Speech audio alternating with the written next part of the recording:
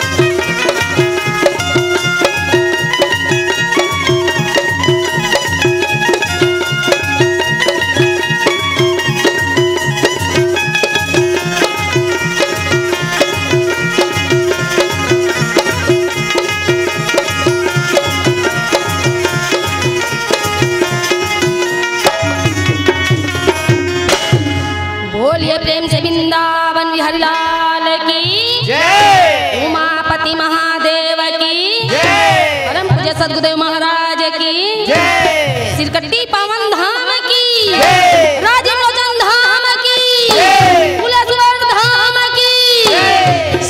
समाज की, जय। याज की आनंद की, जय। बोलिए प्रेम से वृंदावन बिहारी लाल की।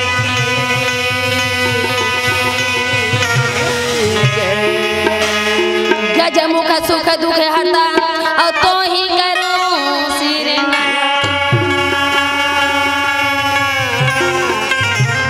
जय असलीला ली जय विनय और दी जय जगदीश्वर को धन्य जिनो और उपजाए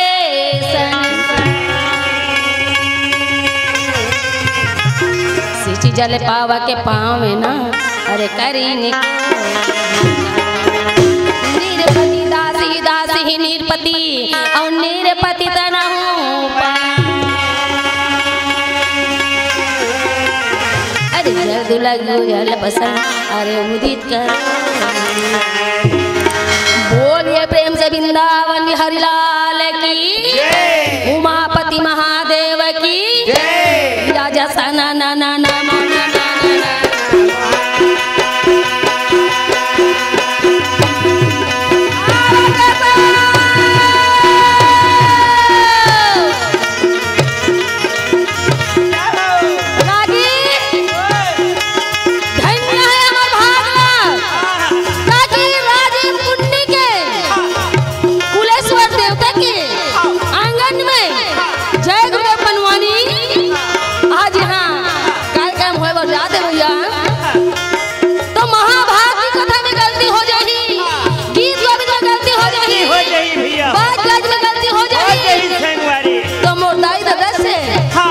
समझ के मोला माफ कर दो ताकि जय गुरु परवानी पार्टी सिकटी आश्रम ग्राम शुक्ला भाटा मोर परवानी पार्टी की तरफ से आया गंगा बाई की तरफ से कोटि कोटि नमन स्वीकार करो नमन स्वीकार करो ए रागी यागा हरि गुण का बटना बजा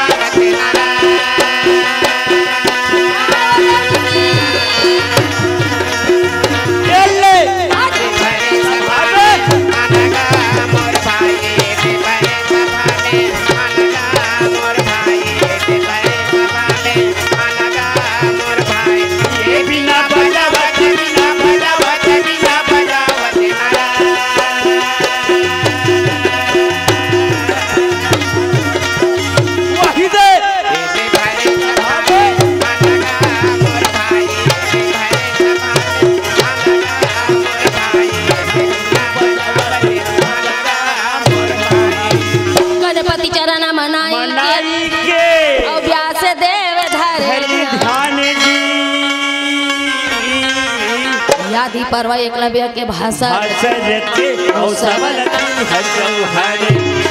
सिया राम राम सिया राम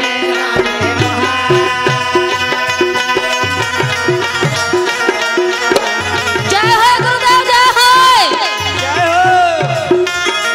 एक समय की बात है रागी 100 भाई कहाँ रहे 5 भाई बांध रहे नगर के ये सब कुमारों है ना मन में बसाने लगे दिल में छुपाने लगे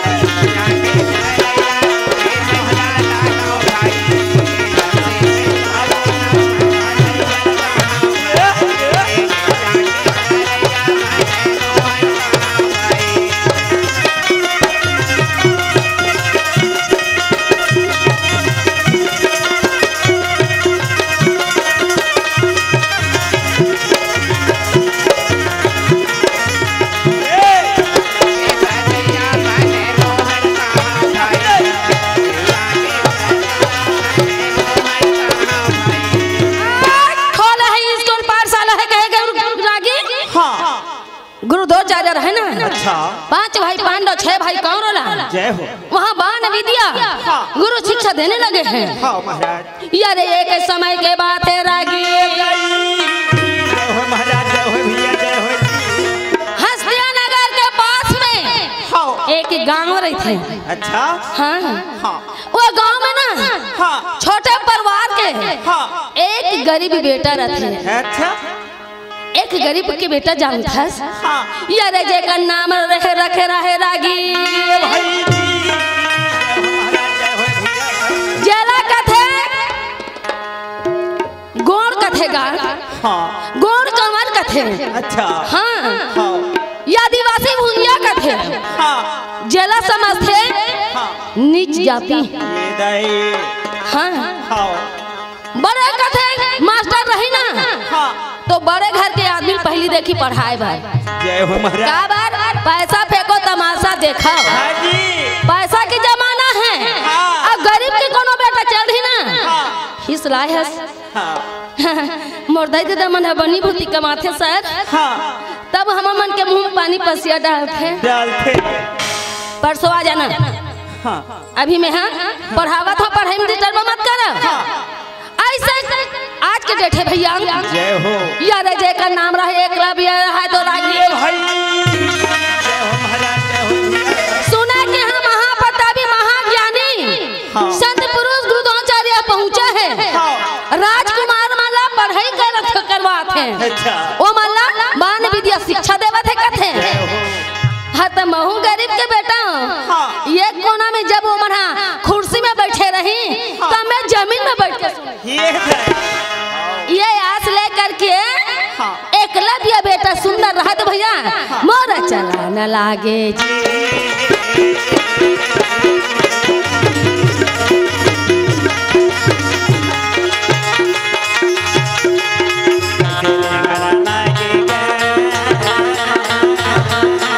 बेटा एकलव्य पहुंचने लगे पाठशाला में रागी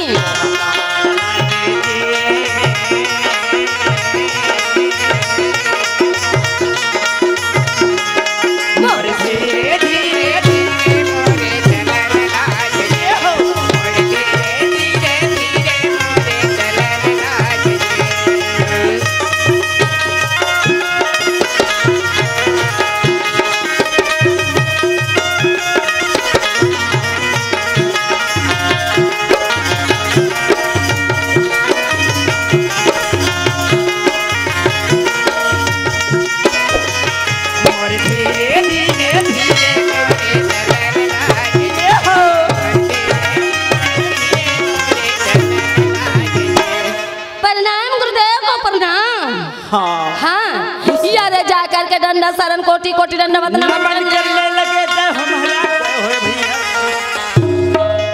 गुरुद्वाचार्य रहे ना। हाँ। हाँ, हाँ, हाँ, दूर रहो। ये तो भला काबर हाँ। और छोटे गरीब के बेटा है। छोटे कुल के जाते समझत है। ये आदिवासी है। ये दाई जरा कमार भुंजा के थे आहा। जरा गोड़ाऊ बाकी छोड़ कर थे ये दाई बोला छुत माने गए हैं। हाँ कहे बताओ आने आगे कारण का है। हाँ कहे गुरुदेव की कृपा जय हो महाराज। महाराज की कृपा हाँ आपसे 10 उंगली से हाँ। अर्जी है गुरुवर। हाँ जैसे 100 भाई कौरव 5 भाई पांडव ना हाँ जैसे ही है शिक्षा ग्रहण करवा था हाँ थोड़ा सी जगह मोहला हाँ। एक कोना में बैठ के माहौल सिखा देते महाराज कहने लगे। यारे आज गुरुद्वाचार्य रहे तो कहने लगे है रागे ए भाई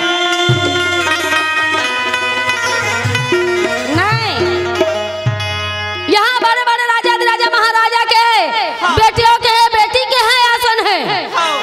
यहाँ गरीब के बेटे की कोई आसन नहीं है। ये दाई कथे नहीं गुरुदेव हाँ बोले एक कोना में बैठ के हाँ मैं सुन सुन के पढ़ लूँ लिख लूँ हाँ लेकिन एक था कुंटम मोड़ बैठा के पढ़ा दे गुरुदेव। सिखा देते महाराज। कहते नहीं हाँ यहाँ राजकुमारों का है। अच्छा ये पाठशाला है तो हाँ यहाँ मैं तुहर जैसे लोग मैं नहीं पढ़ा सकूं। ले तो भला कारण हाँ कहते में आदिवासी लोग शिक्षा देवे नहीं करो है कि नहीं? यार अधिकार है, ऐसा जिंदगी अधिकार है। एकलव्य बेटा गरीब के ना मन में सोचने लगे, मन में विचार धान करने लगे हैं और अधिकार है जिंदगी ला। ये एमए बीए कॉलेज है ना, मिडिल स्कूल है ना, हाई स्कूल है ना, तो बड़े बड़े आदमी का बेटा का स्कूल है, गरीब के बेटा का स्कूल नहीं। यहाँ पैसा है तो यहाँ गुरु है, वहाँ पैसा नहीं, वहाँ गुरु नहीं। माटी है रे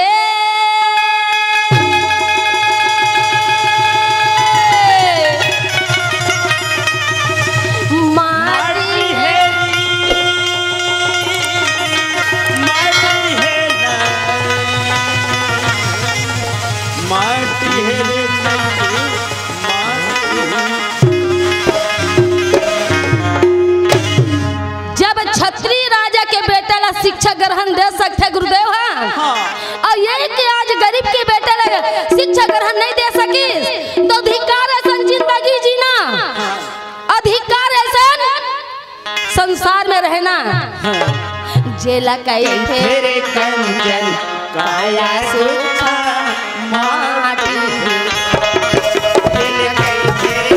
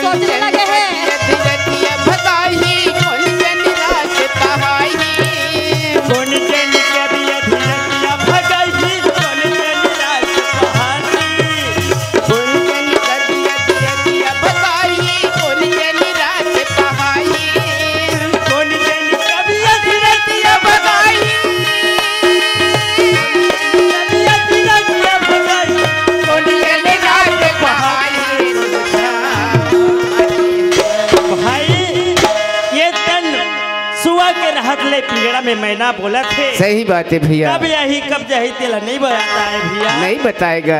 अरे कौन जाने कब याद अब कौन जाने रात माटी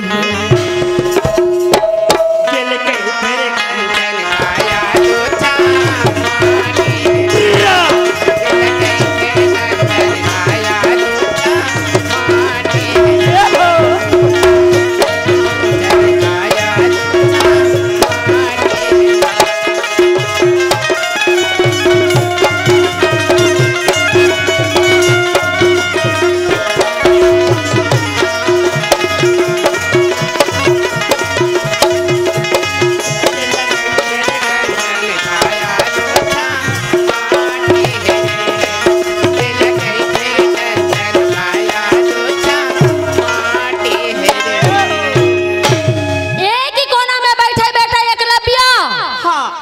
कैसे बरोबर दाई हो।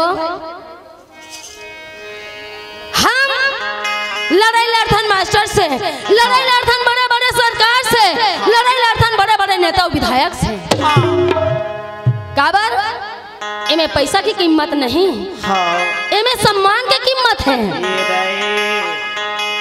जब हम दादा के ठोकर खातन कहा रजिस्ट्रेशन पंजीयन धरते हुए में जगह जगह सृजन, आज हम संगठन रहते हुए में यही हमारे ऊपर खामी है। काबर बड़े बड़े देश और दुनिया आने जिला के कार्यक्रम आया के यहाँ मंच संभालते हैं और हमारे जैसे स्थानीय कलाकार ना भाठम घलो मिलना मुश्किल रहते हैं। जय हो। हाँ बोलिए प्रेम से वृंदावन बिहारी लाल की तैसे बोला महाराज बेटा एकलव्य गुरु द्रोणाचार्य के बात सुन करके कोना में जाके जब कोना में जाके बैठे गुरु द्रोणाचार्य रहे ना 5 भाई पांडव 100 भाई कौरव शिक्षा ग्रहण करके आज बाहर निकलने लगे हैं। हाँ जब बाहर में देखे निकल के तो एकलव्य बेटा कोंटा में बैठे ना तो दौड़ कर जाते एकलव्य और गुरु के चैन पकड़ लेते।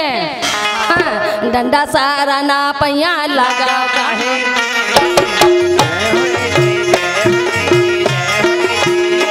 क्षमा करो गुरुदेव आज शिक्षा पाए थे खुआर में आज आप जैसे आचार्य आप जैसे ज्ञानी महाप्रतापी संत ला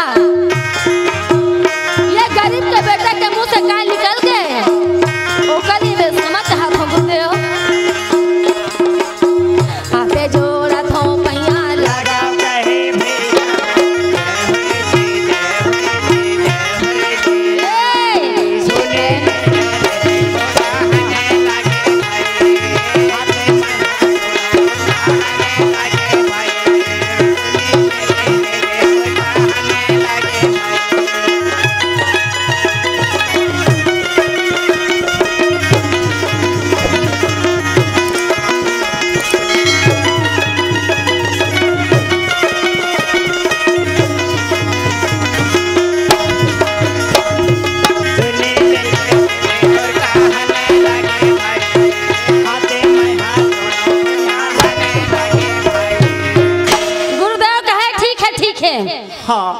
क्षमा कर दिए वाह भाई यारे आंसू पोंछते ही आज रहे तो एकलव्य बेटा रहे तो उठ करके ही रागी। हाँ जब ये कोना में बैठे रहे ना आंसू पोंछते ही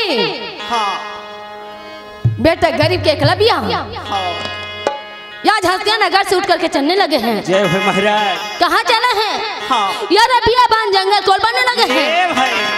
मन में थाम लिए काबर आदि बेसा बेटा ताजी आदिवासी बेटा है महाराज दम से बात करना चाहिए और दम रखना चाहिए और जो मन के दम नहीं रखी ना हाँ वहाँ कायर है। यारे मन में सोचे मन में विचार ध्यान करने लगे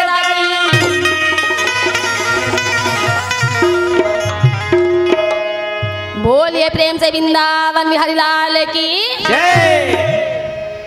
या गमन माना बेटा हा गुना न लागे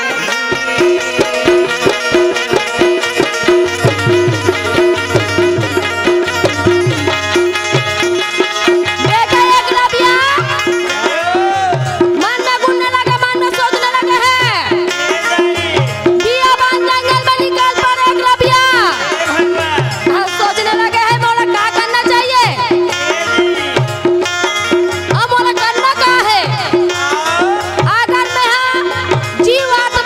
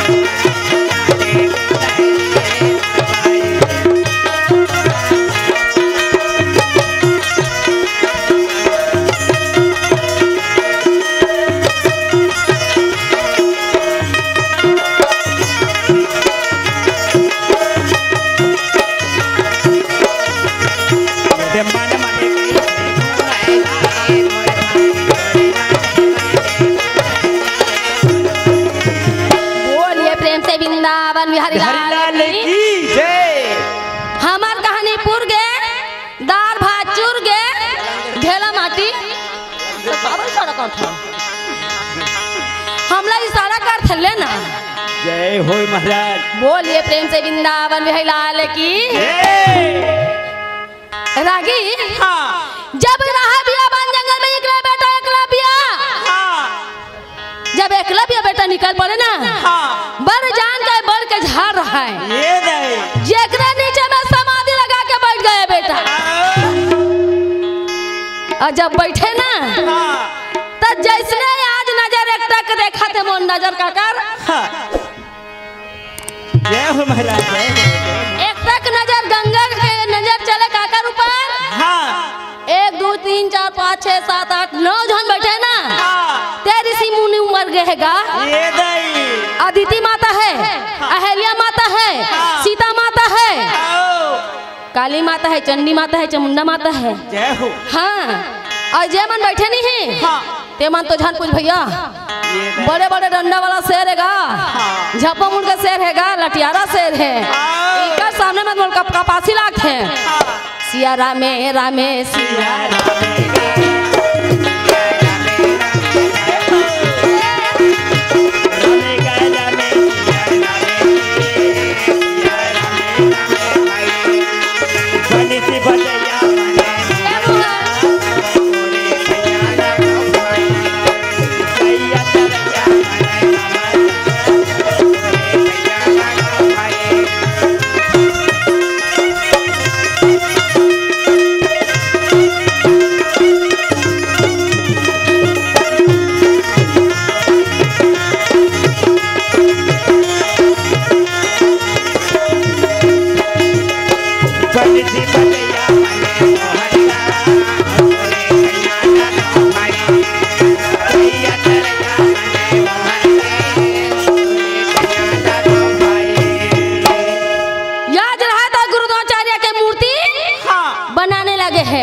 महाराज। यारे मन में बसाए दिल में बसाने लगे एकलव्य बेटा रहा तो रागी जे जे याद रहा तो शिक्षा देने लगे 5 भाई पांडव 100 भाई कौन ना। याद रहा तो तब में बेटा एकलव्य लीन हो गए। वाह भैया जी। गुरु के प्रति या अपन तन मन निछावर कर दी। लीन है आंखें मूंदे है हाथ जोड़े हैं। हाँ आंखें मूंदे हाथ जोड़े विनती करने लगे हैं। वाह महाराज। जहाँ गुरु द्रोणाचार्य रहे ना पाठशाला में 100 भाई कौरव 5 भाई पांडव शिक्षा देवत रहे। एकलव्य के हृदय से आत्मा निकलने लगे हैं। जब पाठशाला में आत्मा पहुंचने लगे गर गर गर गर गर गर गर गर गर गर जैसे 5 भाई पांडव 100 भाई कौरव से शिक्षा देते रहे। मोरा यही का समय कहे मोरा मोरा बाने ये पड़ा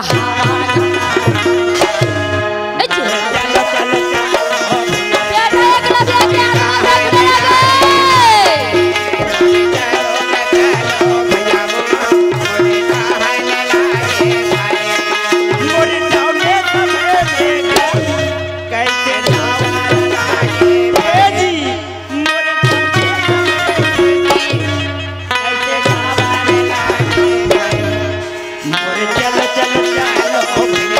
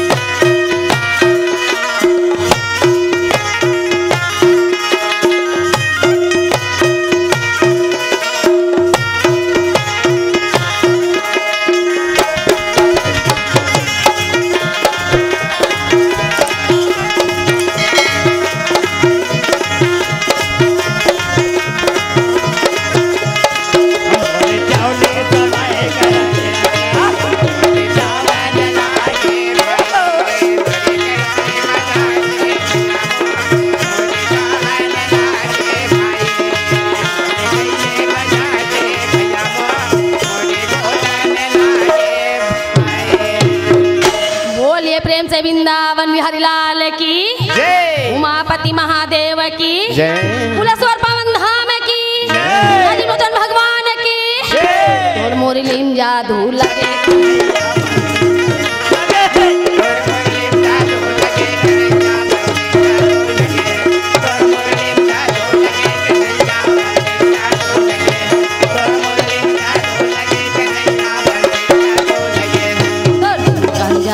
लगे हवे, लगे हवे, तो डफलिम जादू लगे हवे, तो डफलिम जादू लगे हवे, तो ढोलक जादू लगे हवे, तो ढोलक जादू लगे हवे, तो तबलम जादू लगे है, तो तबलम जादू लगे हवे, तो पेटिम जादू लगे हवे, तो पेटिम जादू लगे हवे, तो बेंजम जादू लगे हवे, तो बेंजम जादू लगे हवे, मोटा मोरम जादू लगे